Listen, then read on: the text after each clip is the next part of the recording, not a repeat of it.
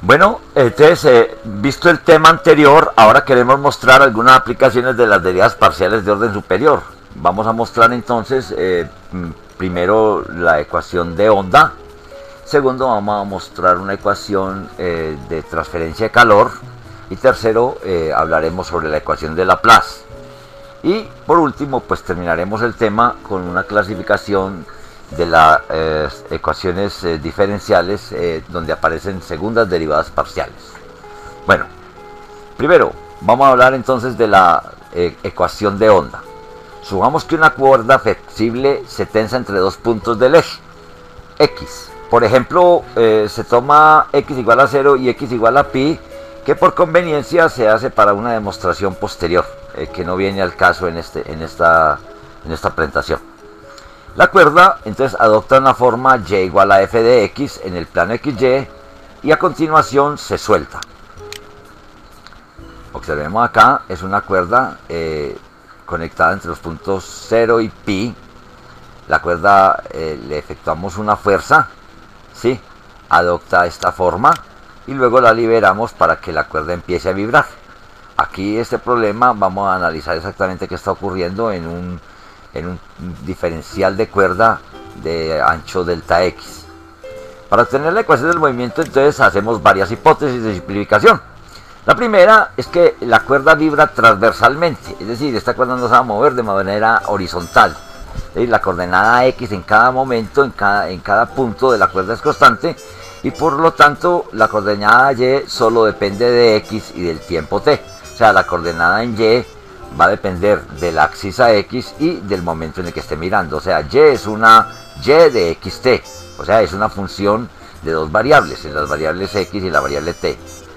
Vamos a suponer también que las derivadas parciales de y con respecto al tiempo y la segunda parcial de y con respecto al tiempo representan entonces la velocidad. Recordemos de la física, derivada de espacio sobre tiempo es la velocidad y la segunda derivada del espacio con respecto al tiempo dos veces representa la aceleración. Entonces para nosotros va a ser aquí la velocidad y la aceleración de la cuerda.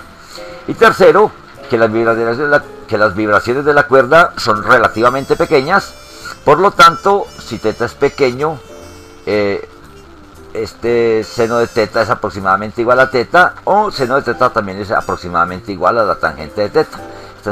Este es un supuesto que frecuentemente aparece en física. Para tomar para ángulos de θ pequeños el valor de θ, lógicamente θ medido en radianes, o también seno de θ igual a la tangente de θ, y sabemos que la tangente del ángulo θ es la derivada de la función y con respecto a la variable x.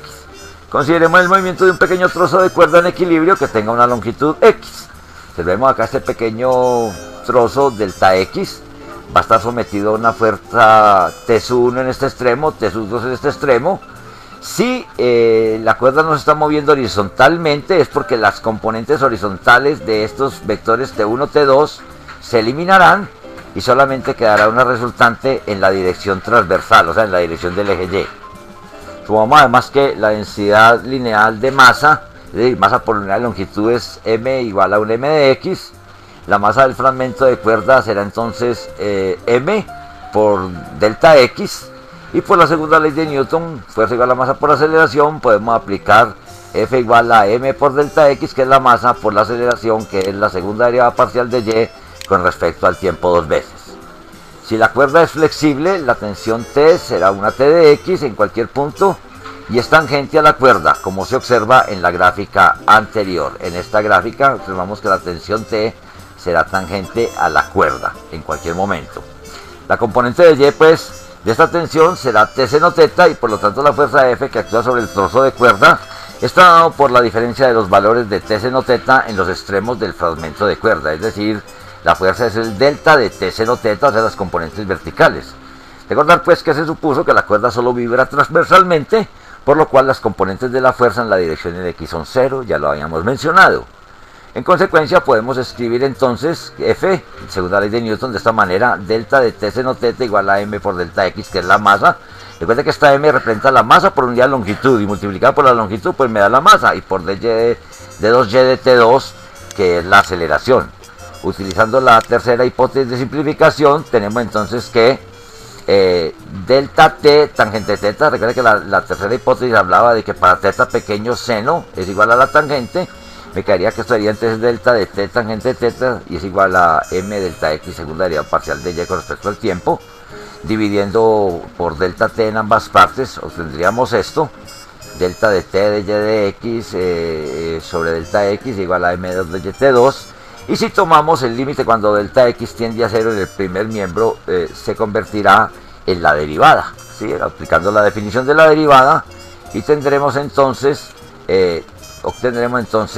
derivada parcial con respecto a x de t, derivada parcial con respecto a x de y es igual a m por d2y de t2. Aquí paso a dividir el m. Me quedaría t sobre m por la segunda derivada parcial de y con respecto a x es igual a la segunda derivada parcial de y con respecto al tiempo dos veces. Si t y m son constantes y se hace t sobre m igual a cuadrado, se podrá escribir a cuadrado por la segunda derivada parcial de y con respecto a x dos veces es igual a la segunda parcial de y con respecto al tiempo dos veces. Una ecuación muy importante en física, que es conocida como la ecuación de onda unidimensional, y que tiene muchísimas aplicaciones, no solo en física, sino en ingeniería, en bioingeniería. Aparece en muchísimos sistemas, ante todo en sistemas donde hayan vibraciones, que son muchísimos los que presentan este tipo de fenómenos en la naturaleza. Bueno, el segundo ejemplo que vamos a hablar es sobre la ecuación de la propagación de calor. Vamos a suponer que en el interior de un cuerpo en el que está fluyendo calor de una zona a otra, la temperatura varía de un punto a otro en todo instante, y también varía con el tiempo en cada punto. Si llamamos W la temperatura, entonces esta variable es función de las coordenadas espaciales x, y, z y del tiempo t, es decir, W es una W de x, y, z, t. Es una función de 4 variables reales. Esta función, pues lógicamente dependerá de qué forma tiene el cuerpo, las características térmicas del material, la distribución inicial de temperatura y las condiciones mantenidas sobre la superficie del cuerpo. En el año 1822, el físico y matemático francés Jean-Baptiste Fourier analizó este problema en su clásico tratado de teoría analítica del calor y utilizó los principios físicos para probar que la temperatura W debe satisfacer la ecuación a cuadrado por la segunda derivada parcial de W con respecto a X más la segunda parcial de W con respecto a Y más la segunda parcial de W con respecto a Z es igual a la derivada parcial de W con respecto a T, que desde ese entonces es conocida como la ecuación del calor. Esta ecuación es muy importante, por eso vamos a hacer una pequeña deducción de esta ecuación para el caso unidimensional simple. Para esta deducción necesitaremos algunos principios físicos. Observen ustedes, son principios muy lógicos que cualquier estudiante de primeros niveles universitarios los entenderá. Uno, que el calor fluye en la dirección de la temperatura decreciente, es decir, de las zonas calientes a las zonas frías. Ahora más adelante les mostraremos una simulación hecha por computadora acerca de esto. Dos, que el ritmo o la tasa a la que fluye el calor a través de una área es proporcional al área y al ritmo de cambio de la temperatura respecto a la distancia en una dirección perpendicular al área. Sí, o sea, el calor va a fluir de manera proporcional a la sección transversal. Sí. El factor de proporcionalidad se nota por la letra K y se denomina la conductividad térmica del material. Tercero, que la cantidad de calor ganado o perdido por un cuerpo cuando su temperatura cambia, es decir, la variación de su energía térmica, es proporcional a la masa del cuerpo y al cambio de temperatura. El factor de proporcionalidad se nota por C y se denomina calor específico de la sustancia. Recuerden ustedes que la proporcionalidad, que sea proporcional a la masa, pues se ve. Una cosa más grande que esté caliente, más se demora en enfriarse.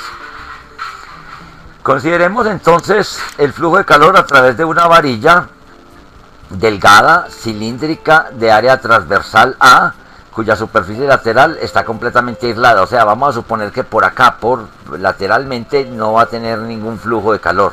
O sea, no fluye calor por la superficie lateral. Solamente va a fluir a través de las áreas transversales.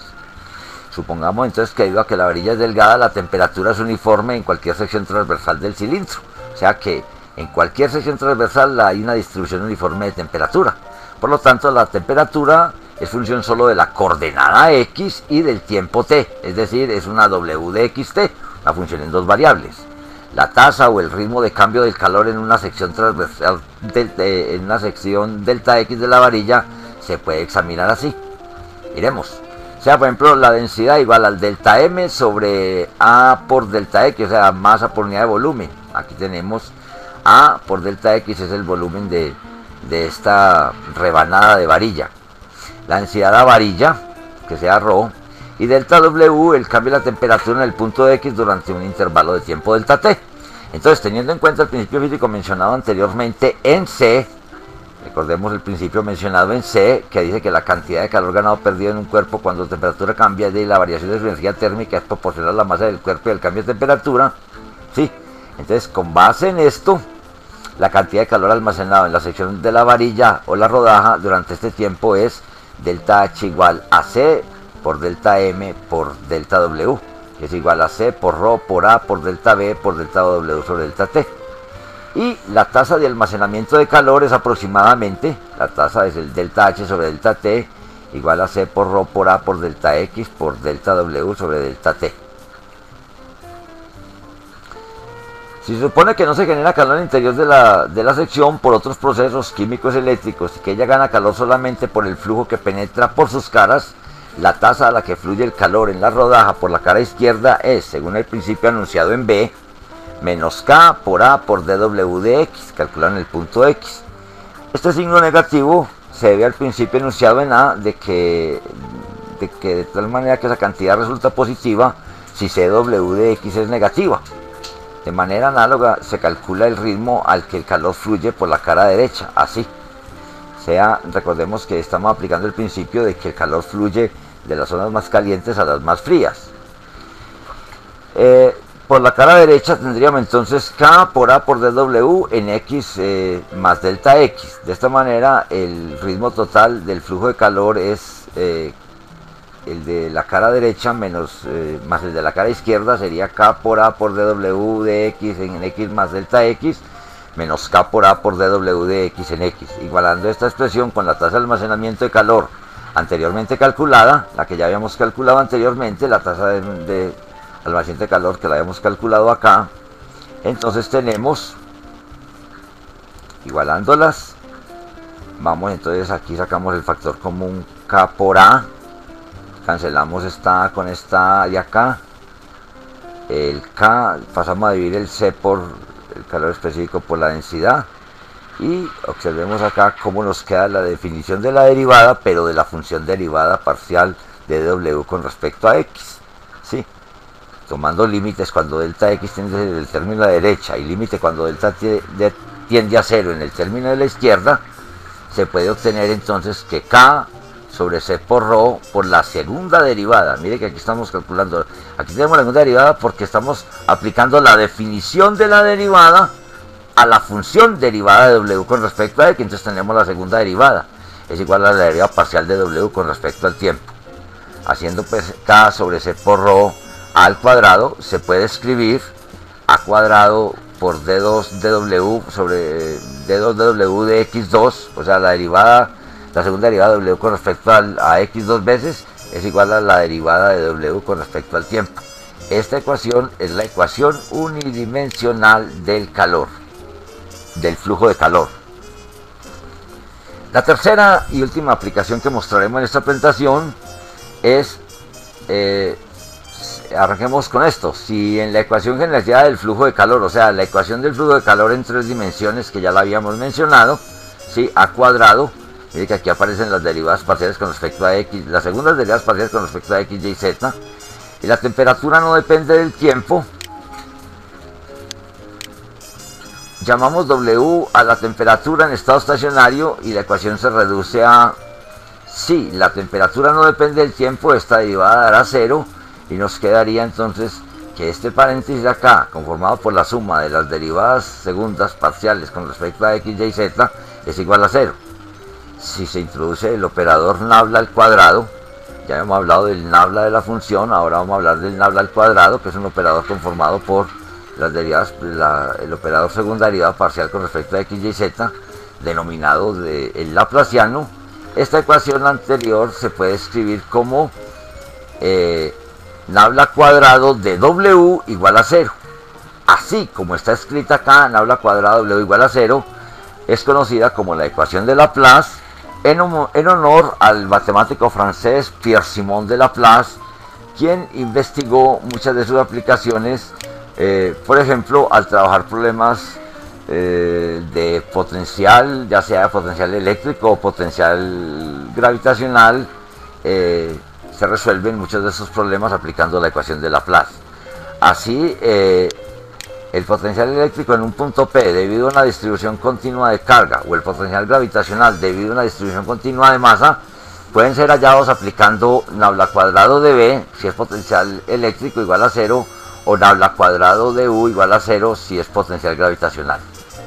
Por último, veamos una hermosa clasificación de la ecuación general en segundas derivadas parciales. La ecuación general en segundas derivadas parciales, esta ecuación que aparece acá, A por la segunda parcial de U con respecto a X, más B por la segunda parcial de U con respecto a X con respecto a Y, C por la segunda parcial de U con respecto a Y, más D por la derivada parcial de U con respecto a X, más C por la derivada parcial de U con respecto a Y, más un F, una constante F por la función U igual a 0, donde está A, B, C, D, E y F son constantes reales. Entonces, esta función se dice que es parabólica si b al cuadrado menos 4ac es mayor que 0. Hiperbólica si b al cuadrado menos 4ac es mayor que 0. Parabólica si b al cuadrado menos 4ac es igual a 0. Y elíptica si b al cuadrado menos 4ac es menor que 0. Por ejemplo, la función, la ecuación derivada segunda de U con respecto a X menos D segunda de U con respecto a Y dos veces igual a 0. Esta ecuación es un caso especial de la ecuación de onda y es hiperbólica. Observemos que aquí A vale 1, B vale 0 y C vale menos 1. Recuerden que B es el coeficiente de la segunda parcial de U con respecto a X con respecto a Y. Y como aquí no aparecen las derivadas combinadas, B vale 0, mientras que la segunda parcial de U con respecto a Y, C vale menos 1. Calculamos b cuadrado menos 4ac, esto nos da 4, que es mayor que 0, y cuando eso es mayor que 0, pues la función es hiperbólica. Miremos ahora este otro caso. Este es un caso especial de la ecuación de calor. También en este caso A vale 1, B vale 0, C vale 0, y esto es igual a 0. Esta ecuación entonces es parabólica porque es igual a 0, que se ve igual a 0. Y esta última ecuación, que es un caso especial de la ecuación de Laplace en dos dimensiones, es elíptica, ya que A vale 1, B vale 0 y C vale 1, o sea que esto me daría menos 4, que es menos que 0. Ahora vamos a ver unas simulaciones hechas en MATLAB, ¿sí?, para el flujo de calor a través de una superficie donde hay dos fuentes de calor. Esta es una simulación hecha aplicando la ecuación de Fourier, la ecuación del flujo de calor de Fourier. Ven ustedes que hay dos focos calientes, dos focos fríos, cómo se va propagando el calor en la superficie hasta que se logra un equilibrio térmico. Podemos observar, se está viendo de las zonas calientes se van enfriando, las zonas frías se van calentando, y luego se va equilibrando toda la superficie. Esa simulación fue obtenida aplicando la ecuación del flujo de calor bidimensional. Bueno, esperamos que haya sido de su agrado esta pequeña presentación y hasta una próxima oportunidad. Muchísimas gracias.